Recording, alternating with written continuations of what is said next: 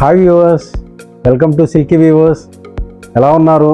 మేము కూడా చాలా బాగున్నాం, మీరు బాగున్నారు అనుకుంటున్నాను. ఈరోజు వెరైటీ కడీ జార్జెట్స్ అండి. కడీ జార్జెట్స్లో మంచి క్వాలిటీ వచ్చాయి, మంచి రీజనబుల్ ప్రైస్లో వచ్చాయి. చూడండి, మంచి కలర్స్ ఉన్నాయి, మంచి కలర్స్ పిక్ చేసుకోండి.